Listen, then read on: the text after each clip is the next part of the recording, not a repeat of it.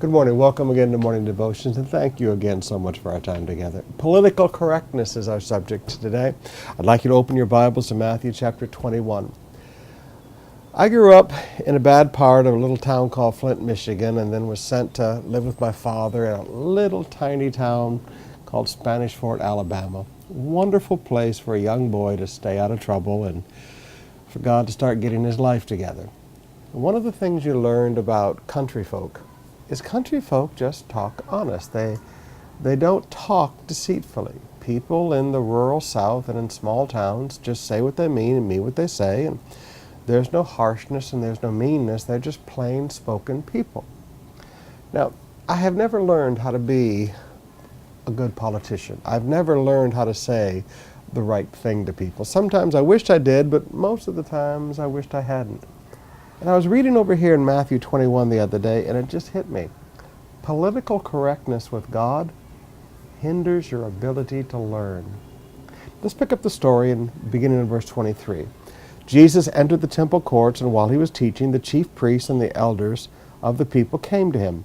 "By what authority are you doing these things?" they asked him, "and who gave you this authority?" Jesus replied, "I will also ask you one question. If you answer me, I will tell you by what authority I am doing these things. John's baptism, where did it come from? Was it from heaven or from men?" They discussed it among themselves and said, "If we say from heaven," he will ask, "then why didn't you believe him? But if we say from men, we are afraid of the people, for they all hold that John was a prophet." So they answered Jesus, "We don't know." Now I want you to notice, they discussed among themselves a politically correct answer. They didn't want to either admit truth, and they didn't want people to be upset with them, so they answered an answer that would be politically correct. And Jesus' answer then was, "Then neither will I tell you by what authority I am doing these things."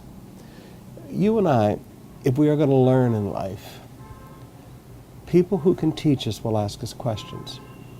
And if we are more occupied with thinking through and talking with other people on how do I respond the way that is politically correct? How do I respond in a popular fashion? If you and I are crafting our answers rather than just plainly speaking from our heart, you're going to find that wise people won't teach you, just like Jesus would not teach these men. The greatest lesson I can ever teach you about learning is asking questions. The second greatest lesson I can ever teach you about learning is answering questions honestly from your heart. Don't discuss and debate how to answer something. Just be honest and answer from your heart.